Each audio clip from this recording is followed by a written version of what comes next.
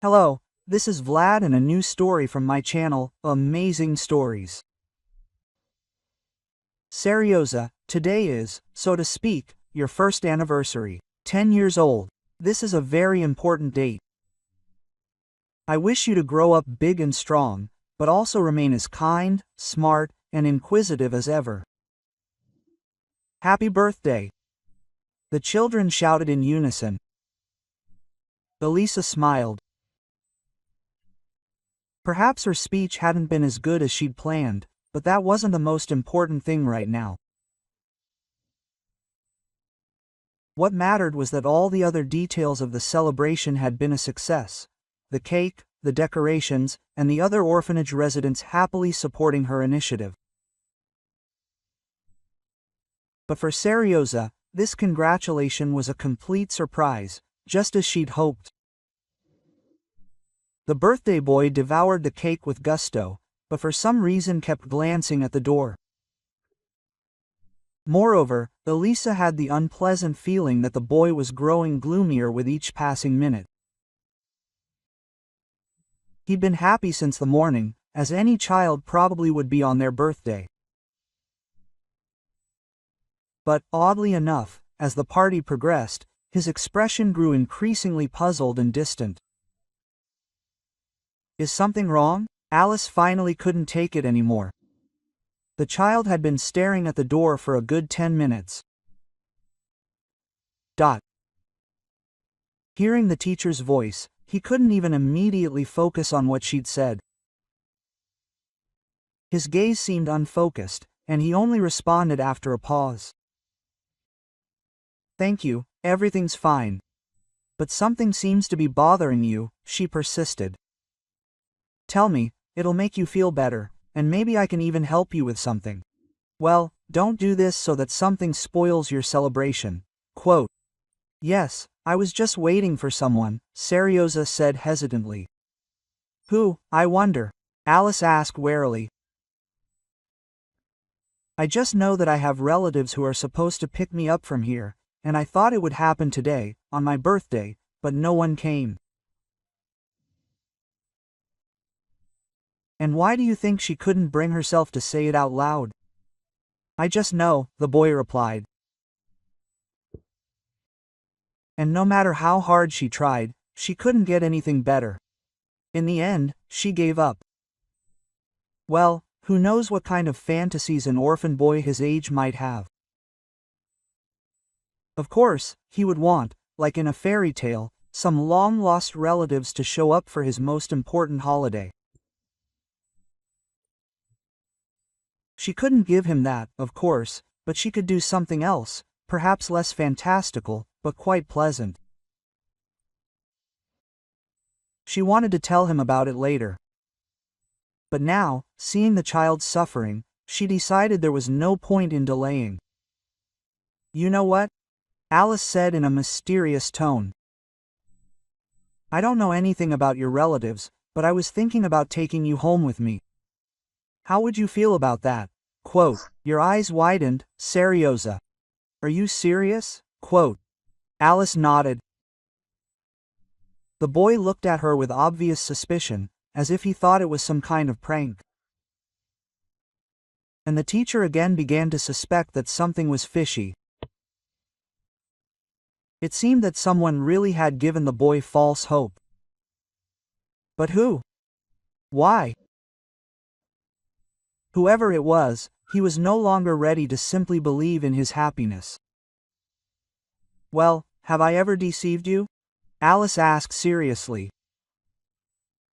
Serioza thought for a moment, as if he was genuinely trying to remember if such a thing had happened, but it seemed he couldn't find a single episode in his memory, and yet he wasn't entirely sure. I don't think so, he responded, confused. Are you really going to take me home?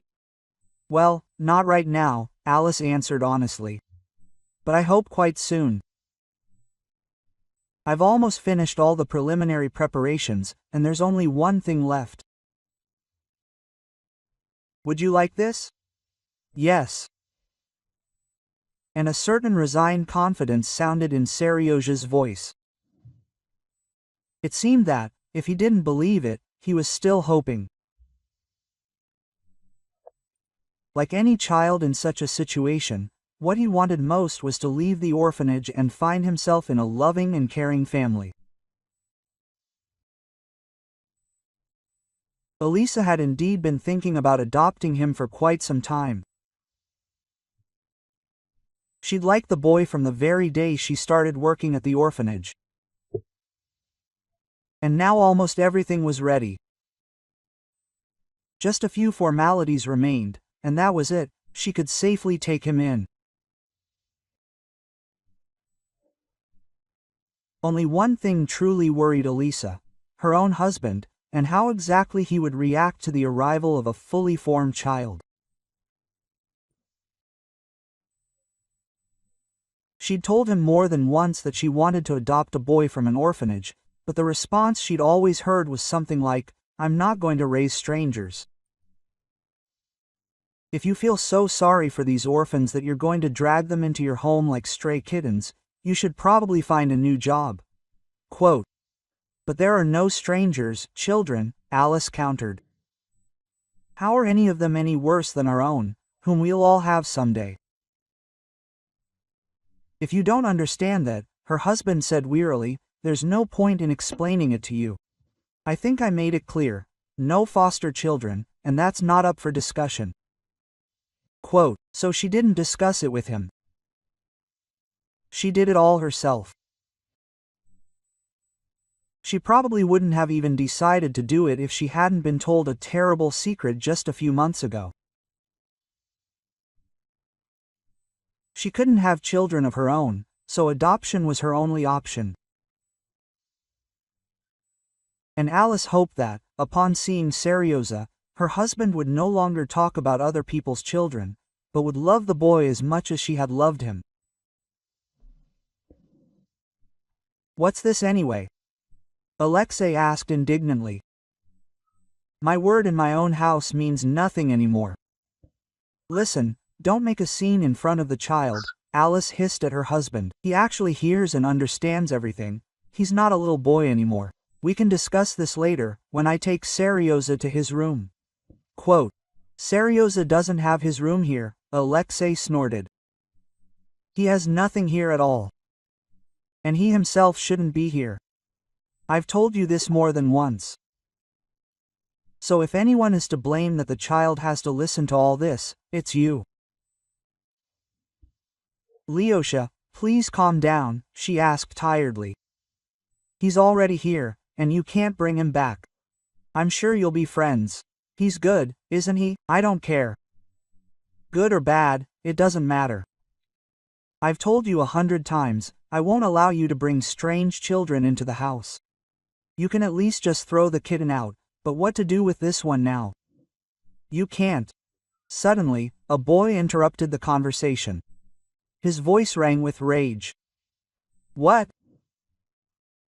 Alexei was either indignant at such an unceremonious intrusion into the dialogue, or was simply surprised that this boy dared to speak up. "You can't throw out kittens," he firmly said Serioza. "And no children either, no one at all. Elisa Nikolaevna, I don't like this guy." "I think you'll still find a common language," she stammered. In reality, they had never experienced such confidence. "Boys, you just need a little time." "Where is my room?" Quote, Serioza asked.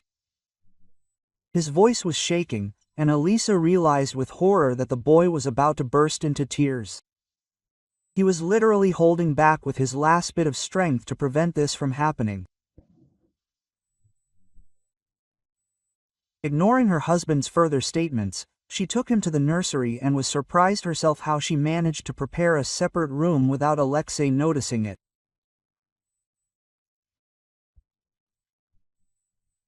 However, lately he was rarely at home and, in general, was not very attentive to what was happening in his apartment, but also with his own wife.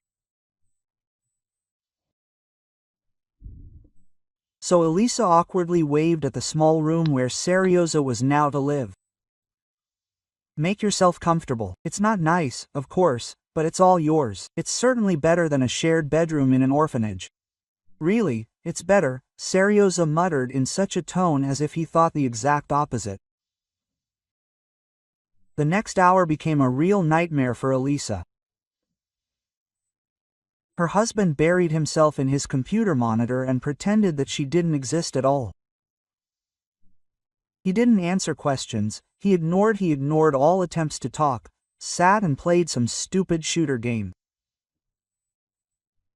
An unpleasant thought even crossed his mind that he was using it to vent the aggression he felt either towards his wife or his son. Things weren't much better with Serioza. He certainly didn't ignore Elisa, but he answered everything in monosyllables. He refused to eat, play, or even go for a walk. He sat huddled in a corner, looking so miserable, as if he really would have been better off staying in an orphanage. He categorically didn't want to leave the room. Elisa no longer knew what to do to establish contact with any of them. Well, ideally, she would have reconciled her husband and son altogether. Well, at least get them to talk to each other normally. And when she was completely desperate, the doorbell rang. Lyudmila Mikhailovna was standing on the threshold, and, from her daughter-in-law's upset face, she must have immediately realized that something was wrong. Not so, but she didn't show it. She greeted him politely and asked if her son was home. Elisa nodded absent-mindedly and invited her mother-in-law to come into the apartment. "Oh, Mom." Alexei finally deigned to get up from the computer. "And you're just in time. Elisa did something so funny here, you can't even imagine. Actually, it's impolite to talk about a person in the third person when he's standing right in front of you." His mother pulled him back. "What are you two arguing about again over some nonsense?" "Wow, nonsense," Alexei snorted. "Actually, she dragged a child into the house without consulting me, can you imagine? And she said that now he will live with us." The mother-in-law threw up her hands at the child. "And where is he? Why didn't you tell me anything? Is it a boy or a girl? What's his name? How old is he? Come on, let's meet Grandma." "Mom, can't you hear it all? She didn't even say anything to me," Alexei muttered offendedly.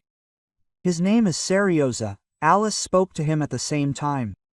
"He hid in his room and does not want to come out, because, you see, he did not like Lyosha." "How did he not like you?" Lyudmila Mikhailovna was indignant.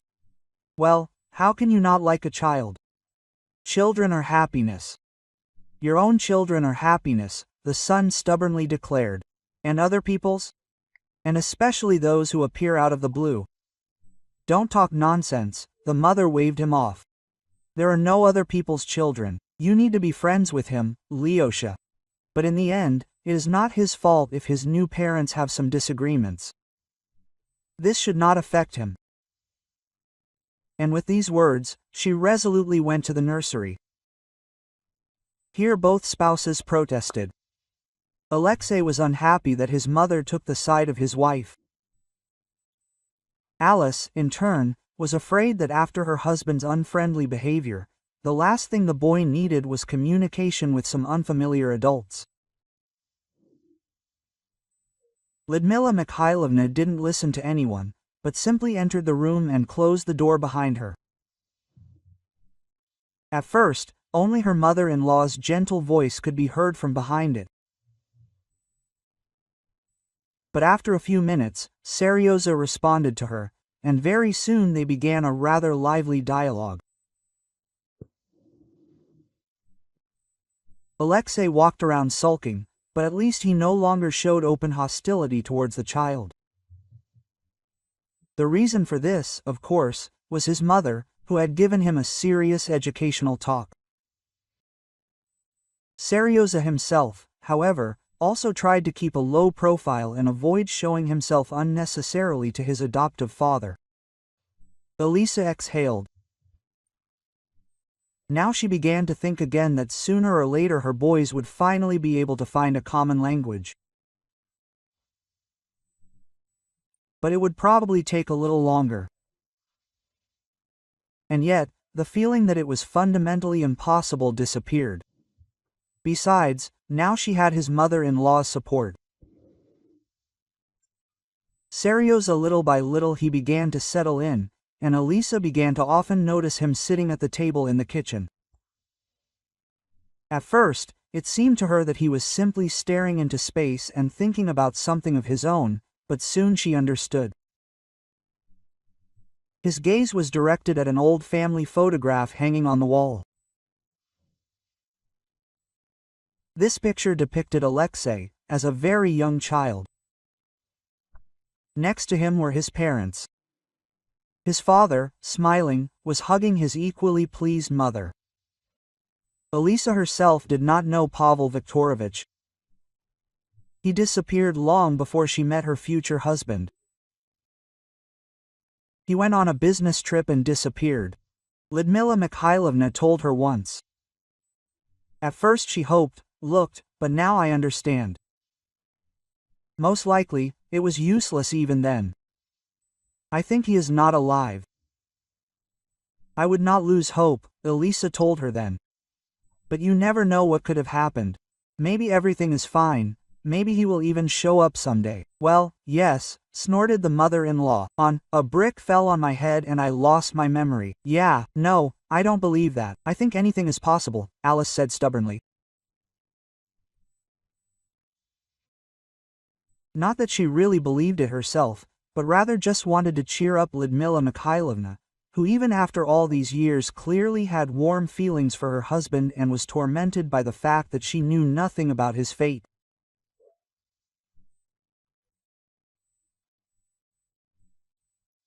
And now, having carefully observed Seryoza, Alice realized that he was looking not just at a photograph, but specifically at Pavel Viktorovich.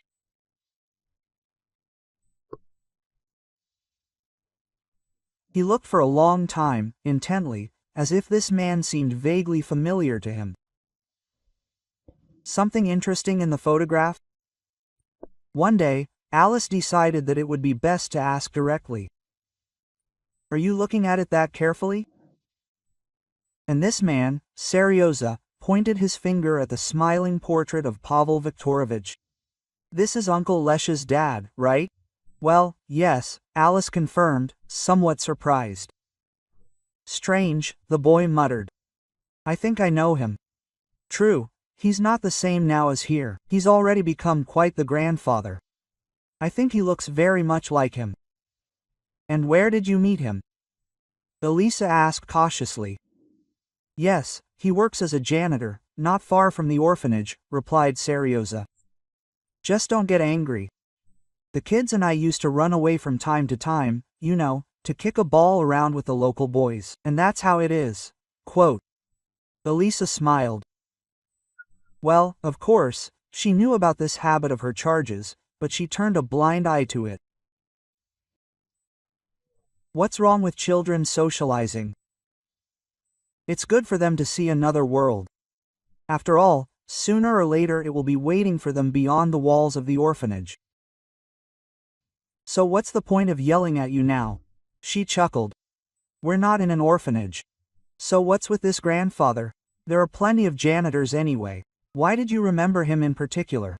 Well, he did tell me they were supposed to take me away soon, Seryoza explained. And anyway, whenever he saw me, he kept asking, how am I doing? Are they bullying me? Quote. Elisa realized she didn't understand anything at all. Was this janitor really her husband's missing father? And why was he so interested in Seryoza? Why did he even say that? Well, it wasn't like he was planning to adopt a child himself. And Elisa decided she had to clear everything up. And first of all, to do this, it was worth talking to that same janitor, at least to understand if he really was Alexei's father.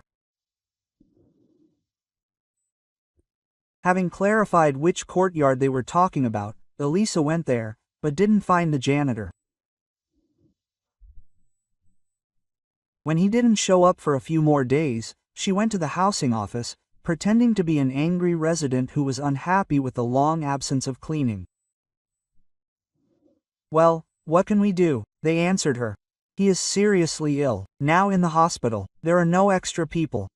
Maybe, by the way, you yourself want to earn some extra money? No, that's why I thought so too. You know, for some reason no one wants to. That's because people need to be paid normally, muttered Alice. And in which hospital? Maybe he needs help? The dispatcher, apparently, was glad of any opportunity to get rid of the annoying lady, so without any doubt, she gave her the address. Inspired by the first, albeit insignificant, success, Alice immediately went there. She stood near the bed and peered closely into the man's face, trying to understand whether it was he or not. Some resemblance in the features seemed to be traced, but she did not know him personally and saw only in a photograph, and besides, it was taken a long time ago. Perhaps, if her mother-in-law was here, she would immediately understand everything, but she did not want to involve her in all this. What did you want? Unexpectedly the patient inquired. Quote, Hello, Pavel Viktorovich, but it was Alice who said good luck. She understood that even if it really was Alexei's father, he was now using a completely different name. She just wanted to see his reaction, and it told her everything she needed to know. He visibly flinched, his eyes darting around. It became clear the name was familiar to him, and she had almost no doubt it was him. But now he's seriously scared, realizing that the past has somehow caught up with him. Quote, You're mistaken, he croaked. I'm not Pavel Viktorovich. Too bad. Alice shook her head. Otherwise, Lyudmila Mikhailovna and her son Lyosha are looking for him. Maybe I should invite them here so they can see for themselves that it wasn't you. What, are you working for them? Pavel Viktorovich asked vaguely. After so many years, you decided to track me down? No, Lisa shook her head and wanted to add something else, but the man interrupted her. Then what do you want from me, huh? You know perfectly well that I work as a simple janitor. There's nothing to take from me, so there's no point in blackmailing me. I wasn't going to. Quote. Alice shook her head again. I'm your son's wife. And it so happened that we adopted Seryoza. And he recognized you in a family photo. He said that you promised him that he would be taken away soon. That's why I want to get to the bottom of this whole story. My Lyosha adopted Seryoza, Pavel Viktorovich was surprised. Well, what a fate, in a word. And what about you, so, are you still connected with Seryoza? Alice asked. The man looked at her for a long time in silence, then sighed heavily, opened his mouth several times, as if he wanted to say something, but did not dare. And she sat and did not rush, understanding that, perhaps, it was not easy for him to make this decision. And finally the janitor spoke. Okay, I'll just tell you this. Promise that Ludochka will not find out anything about this. It is better for her to think that I died or vanished without a trace. That way, it will probably be better for everyone. Okay, Alice nodded, realizing that otherwise she would achieve nothing at all. I will not tell her unless you yourself suddenly decide to tell her. Anyway, with another sigh, Pavel Viktorovich began. The story is banal. I met another woman, and we started living together. We had a son. But, as you probably already guessed, I was afraid to tell my first wife about it. You can laugh, but I was ashamed to go and somehow explain all this. After all, we had a child too. So you decided to stage his disappearance? Yes, I decided, he nodded. Change my documents and everything else. I thought, well, it's better to let them think I'm dead than no. How terrible a person am I? Yeah, I don't agree that this is a good decision, Elisa noted. But what does Serioza have to do with it? Well, the thing is, he's the boy's father, Pavel Viktorovich said slowly. He's my second son. And now he's in prison. He's served almost 9 years, but they're supposed to release him on parole soon. And I'm sure as soon as he's free, he'll want to take his child back. And what did he do? Elisa breathed out in horror. Why so much for? For murder. Pavel Viktorovich said quietly, looking away. But Dima didn't commit it. I'm absolutely sure of that. He was framed. How can that be? Elisa was surprised. It's not theft. How can they frame him? As it turned out, it wasn't difficult. But let's take things in order. At first, everything was going great for Dima. He had his own business, small but thriving, and a beautiful wife. In short, everything many people only dream of. And then everything went downhill. His wife died during the 1940s. Dimka, of course, grieved for her. At first, he didn't think about any women at all, but some time passed, and he had Katerina. Pavel Viktorovich winced at the mention of that name. Quote, "Didn't you like her?" asked Elisa. "Absolutely not. I could see she only wanted money from Dima. I even told him so, and he just laughed. He replied that he wasn't marrying her for love either, that he just needed someone to look after the child. I offered to hire a nanny, but he said, I don't want one. Why leave an earring to a stranger? After all, he'd have a wife right there." Quote, "Yes, it's strange, of course," Elisa snorted. "Yes, that's exactly it," Pavel Viktorovich agreed. "That's what I told him too. But I was in such a state, and still reeling from the death of his wife. Basically, he didn't really understand what he was doing or what had happened. His Katyuka had disappeared, and with her, all of Dima's savings. We, of course, went to the police, and they seemed to have found the place where she was killed. There was blood, some of Dima's personal belongings, and the body, by the way, was never found, but they didn't really investigate. The evidence was ultimately only circumstantial, but they said that my son had a fight with his wife and killed her, and then allegedly hid the body somewhere and staged the disappearance."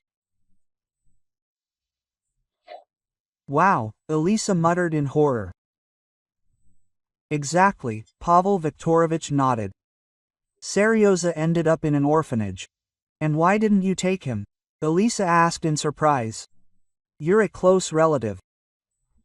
"Hey, my wife couldn't handle what happened to Dima. She had a heart attack. And I really couldn't bear to look after the child. I lost my job then, and only managed to find work as a janitor later. In short, I had neither the strength nor the money to raise him. I kept expecting Dimka to come out and take him away. But I adopted him," Elisa reminded me with some vague regret. "I get that, but that's not bad either," Pavel Viktorovich nodded. "So it turns out my Lyoshka will now be raising his nephew, although he doesn't even realize it." Quote, "And if he had realized," Elisa suddenly thought, "would he have reacted differently?" "So it turns out that I have no one left now," Pavel Viktorovich said sadly. "And then there's this illness. I'm afraid I'll never see my son back from the colony." Quote, "Oh, come on," Elisa protested. "We have to fight. Do you want me to come and see you? We hardly know each other, of course, but you're my husband's father, so we're related, and you won't be so lonely." "Oh, I never expected that." "Well, if it works out, I'll be glad," Pavel Viktorovich nodded. Elisa's life had become a continuous treadmill. She ran from work to the hospital, then home, and then, before she could blink, it was morning again. It was hard to predict how long she could maintain such a crazy pace. At least Lyudmila Mikhailovna, who had become genuinely attached to Seryoza, came regularly to babysit him. Alexei preferred to pretend the child didn't exist. And sometimes she really wanted to open his eyes to the terrible way he treated his own nephew.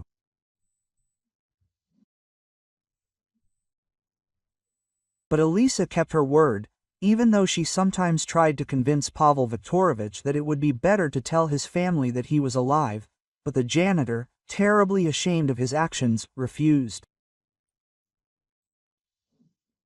However, Elisa did not lose hope. One day, when she arrived at work, she found her charges in a strange, depressed mood. She tried for a long time to figure out what had happened. The boys were not used to complaining, but finally one of them, embarrassed and looking away, said, "Breakfast was somehow strange, as if the portions had become smaller and the porridge was somehow thin. We weren't full. Wow, maybe they mixed something up in the kitchen?" Elisa said thoughtfully. "Don't worry, I'll check." "Just don't tell me it was us who complained," said another boy. "Otherwise, it's like this," Elisa said sternly. "As long as I'm your teacher, I'm responsible for your comfort and won't allow anyone to harm you. Understood?" The children nodded hesitantly. They knew Alice was telling the truth, or at least what she believed to be the truth, but they weren't sure she'd succeed. Alice, meanwhile, went into the kitchen and found it incredibly lively. The cooks and their assistants were already bustling about, preparing for the upcoming dinner. But the teacher, with her experienced eye, noticed something was wrong and almost immediately realized there was no meat in the soup. And the second course also contained some unconvincing and entirely unappetizing-looking bits of something unknown. Quote, "What's wrong?" Alice snapped at the cooks. "Have they decided to starve my children to death, or do we have some kind of supply problems?" "Problems, probably," one of them shrugged. "It's not like we decide that ourselves. We cook whatever we bring. We were also surprised when we saw that." "You should ask the director," the second one supported him.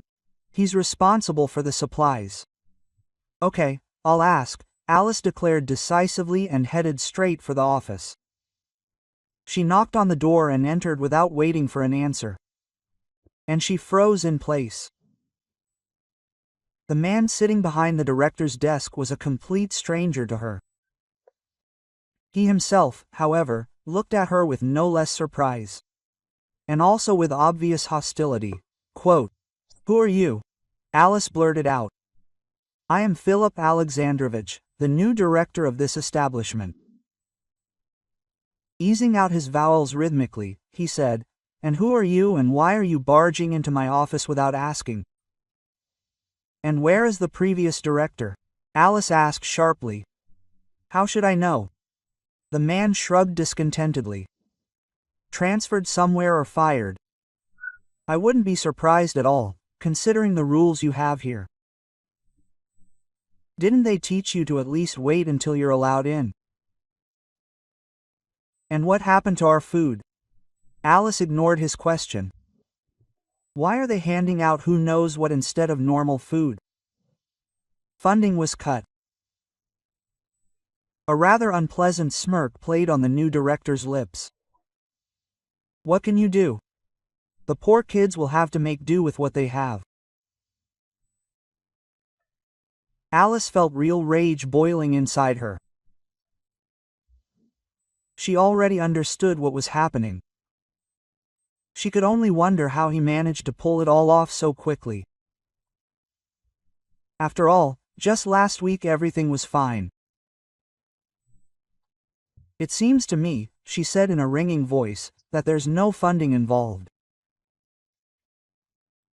You just seem to have decided that you can pocket the money. The same money that's meant for the children.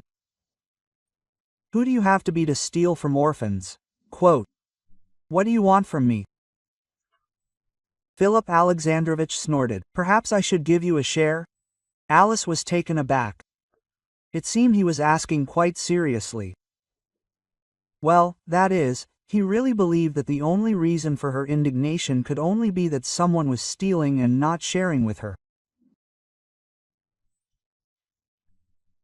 I want, Alice answered sternly, for you to stop profiting from children, otherwise I will quickly gather evidence of what you're doing, and you'll be thrown out of your chair faster than you got in. Understood? Be careful not to be thrown out of yours. Quote. Philip Alexandrovich grinned wickedly. And believe me, if you take matters into your own hands, it will happen very quickly. We'll see about that, Alice responded heatedly. I'm here for these children, the director interrupted her. You should think about more than just the children. You seem to be the same teacher who recently took the child away from here. And do you think he'll be very happy if he has to come back here? I can very quickly find witnesses who will say that you are not fulfilling your maternal responsibilities. Don't even think about threatening my son, Elisa roared. I will get you fired. You are not allowed within cannon shot of the children. I warned you. Quote. Everything was just as calm, Philip Alexandrovich responded. The choice is yours. No, can you imagine? Alexei was indignant. Mother turned away from me and supported this hen. And now I am forced to live in the same house not only with her, but also with some foster child. You don't have to live with her, Nastya cooed, clinging to him. You can live with me. How much longer can this go on? Quote. Why don't you get a divorce, even after what happened? You just complain to me all the time about how she's driving you crazy, and you don't change a thing. Darling, Alexei sighed, hugging her tighter. You understand, it's not that simple. We don't share an apartment, we have some savings, and I really wouldn't want her to get half of it in a divorce. And what are you going to do? Nastya pursed her lips. So far, this sounds like some kind of excuse. I don't want to lose my property, that's why I can't get a divorce. Time is running out. What's wrong with you? Alexei kissed her softly. I'm not saying that I'm not going to. I just need a little time. She started coming home from work much later than before. And now I think she's found someone. So what? Nastya was indignant. Are you jealous? Of course not. Alexei was already starting to get irritated by her lack of understanding. Jealousy has nothing to do with it. Just if I can prove she's cheating on me, and there's this whole adoption thing. The court will probably make concessions. I get it now. Yeah, right, Nastya sighed. But would you have rushed it? You know, I'm not going to wait around for you forever. While you're wasting your time, someone more decisive might come along. Quote. She said it playfully, maybe even jokingly, but Alexei had an uneasy feeling that this joke, like any other, was only half joking.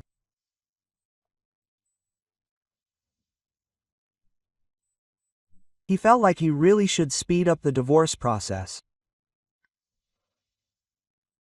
Fortunately, he'd already made some progress along the way. For example, he'd learned that his wife went to the same hospital every day after work. He'd decided something had happened to her lover. And for some reason, he'd been hesitant to test this hypothesis. But now, after her words, he realized he couldn't delay any longer. The next day, he followed Elisa right to the hospital room, then waited for his wife to leave before entering himself. But what he saw froze him in his tracks. He understood everything, realized it all, and realized it. This man couldn't possibly be her lover. Even though they hadn't seen each other for many years, he immediately recognized the older man. And how could he not recognize his own father? Alexei caught his father's frightened gaze and realized he recognized him too. "So, Dad, have you found him?" He himself didn't know what effect he'd hoped for from his words, but certainly not what happened. The elderly man suddenly began wheezing and thrashing around on his bed. It lasted only a few seconds, after which Pavel Viktorovich went quiet. Alexei was even afraid. Had he really died? But the doctors, who suddenly appeared from nowhere, declared, "No, he's just fallen into a coma." Stunned by what had happened, Alexei left the hospital. It was only on the way that he fully realized what had happened, feeling hatred boiling within him, both for his father, whom he thought dead for so many years, and for his wife, who knew but hadn't even thought to tell him.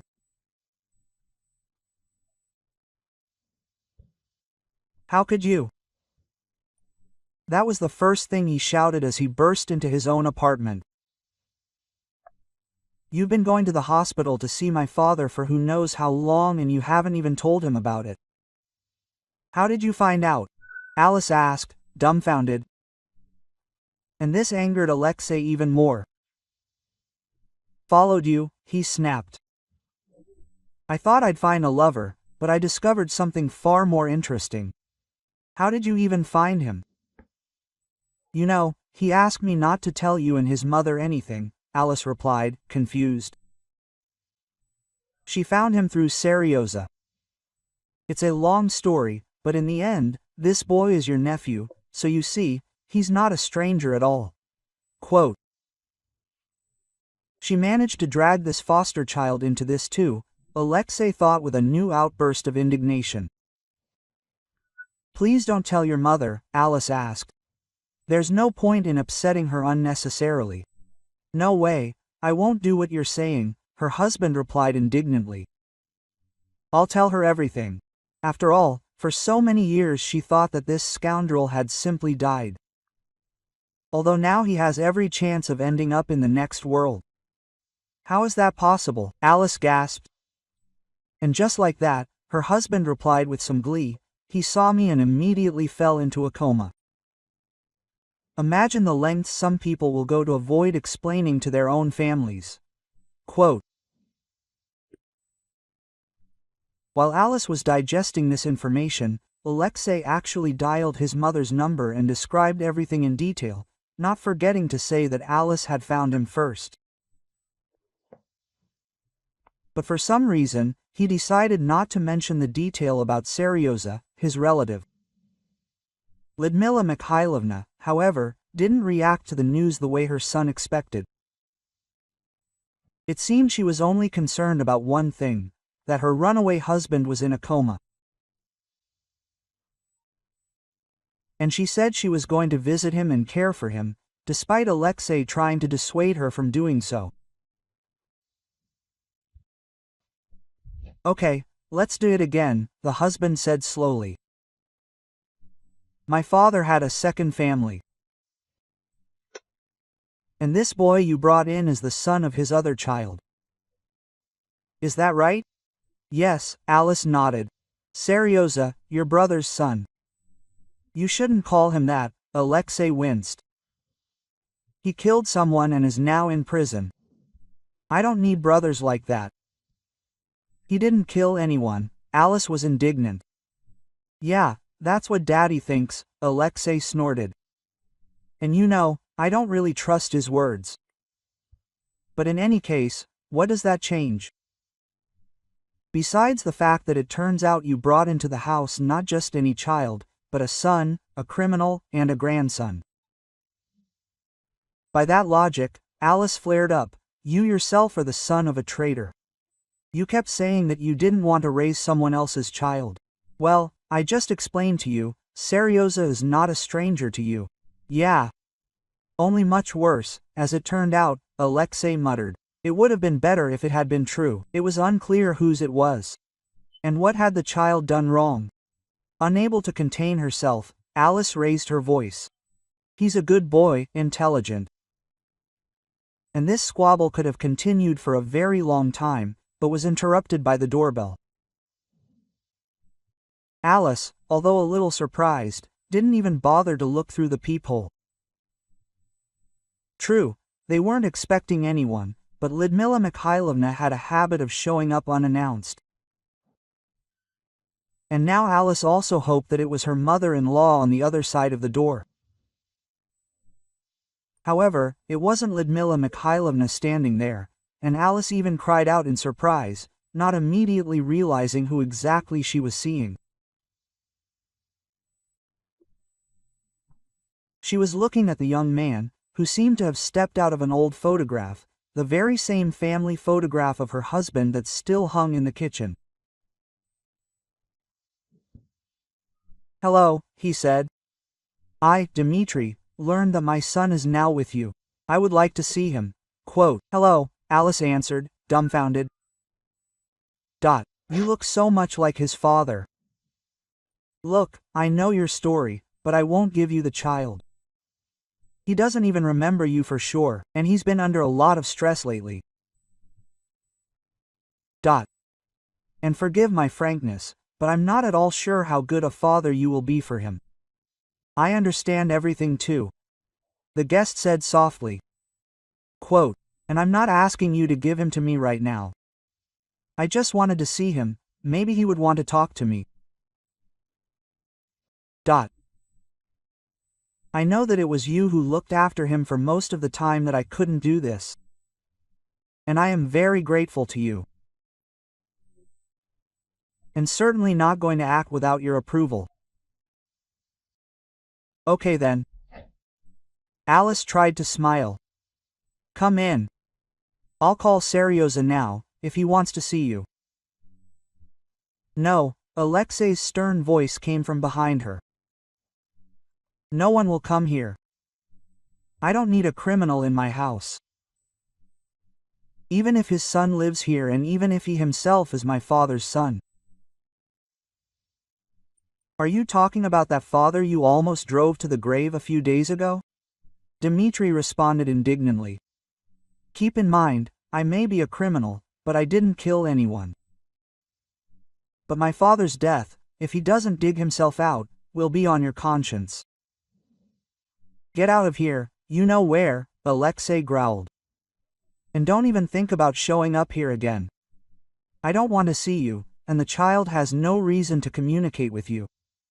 Dmitri, measuring his brother with a contemptuous look, turned around and left. Elisa turned angrily to her husband. More than anything in the world, she wanted to slap him hard.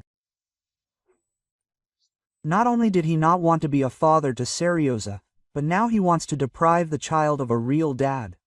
Quote, I don't need criminals in the house, Alexei repeated before she could say anything. Let him take his puppy if he needs him so much. But he won't be on my property. How could I even marry you? Quote, Alice said.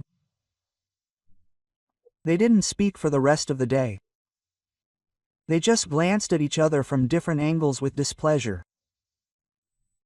Each believed that he was right in this situation. And not only in this one. Both understood that there was no hope for reconciliation between them. Alice went to sleep on the kitchen sofa, and in the morning it was discovered that Serioza had disappeared. He was not in the apartment, nor in the surrounding courtyards. Alexei seemed not to care. Alice even suspected that her husband was secretly glad that he managed to get rid of the child so easily. But she was not going to sit idly by and raised almost the entire city to the storm. Everyone who was free at that moment was looking for the boy, except, of course, Alexei. Alice herself, she was running around, looking over the same places for the 100th time. She screamed his name at the top of her lungs, but still got no answer. And then such a simple thought occurred to her that she was surprised. How could she not have thought of it before? After all, she knew the address of the apartment where Pavel Viktorovich lived. She even went there to bring him some things to the hospital. And that was the only place his youngest son could be now. What if Seryoza overheard their argument and decided to run away to his real father? That's what happened. As it turned out, Seryoza even remembered his dad a little. I wanted to take him to you, but he wouldn't do it, Dmitri explained, a little embarrassed. He said he didn't want to see my brother. I don't want to, the boy stubbornly confirmed. Maybe you'd better stay with us, Mom? Alice burst into tears. It was the first time he called her that. But why under such terrible circumstances? Dmitri was silent. It was obvious that he was embarrassed, but at the same time, he seemed to agree with his son. That same evening, when she returned home, wondering what to do, her disgruntled husband met her at the door. Well, haven't found your puppy? He asked mockingly. If you call him that again, I'll hit you, she said seriously. Don't worry, I didn't drink anymore, her husband said sarcastically, throwing a tightly packed bag at her. What is this? Alice asked. Your clothes, which I also don't want to see in my apartment anymore, Alexei explained. Just like you and that foster child. Let him go back to the orphanage, and you go wherever you want. I'm filing for divorce, quote. Alice didn't answer. She didn't have the strength, and she didn't see the point.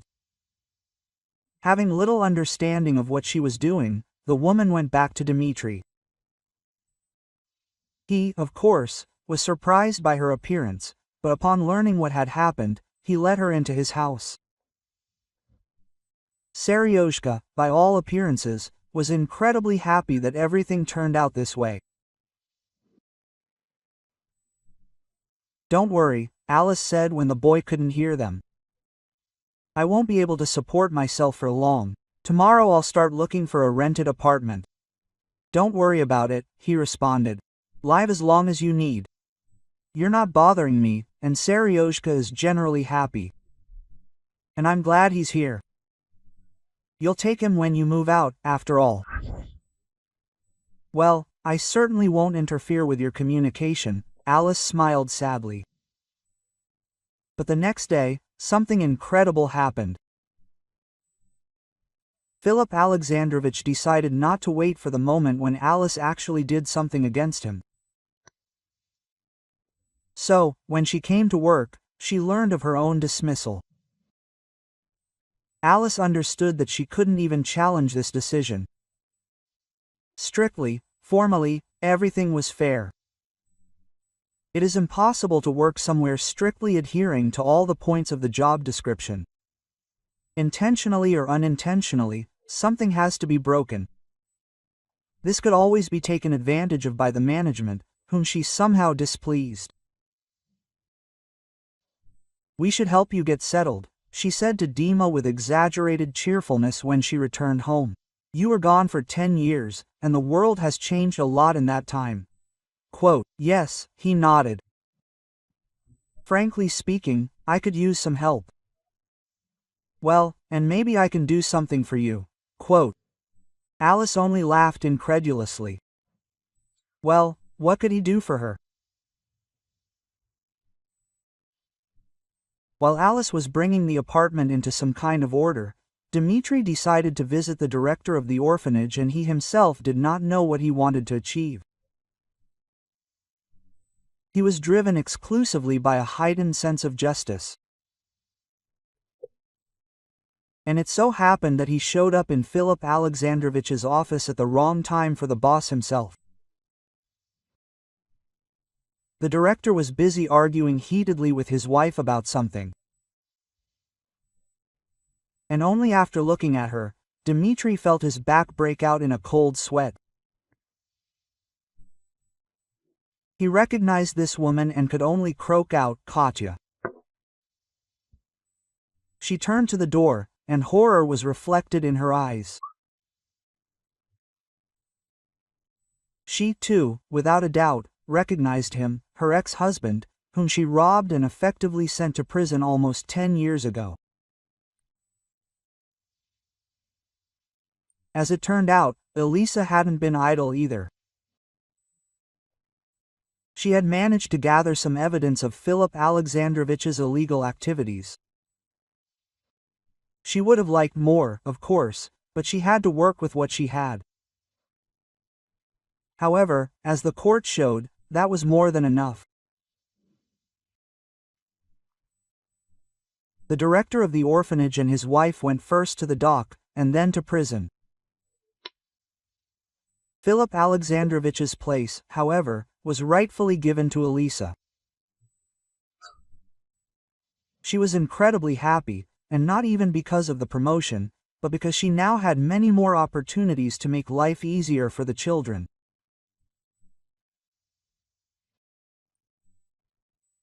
After Katerina's arrest, Dmitri managed to have his criminal record expunged, fully rehabilitated, and also receive a refund, including compensation for emotional distress. Soon after, he proposed to Elisa. She accepted. The divorce proceedings with Alexei were in full swing. But more than anyone, he was excited about the upcoming wedding. Of course, Seryoza. In the wake of all this good news, Pavel Viktorovich had also regained consciousness. And not just regained consciousness, but was rapidly improving. Elisa suspected that Lyudmila Mikhailovna, who continued to visit him, had contributed significantly to this.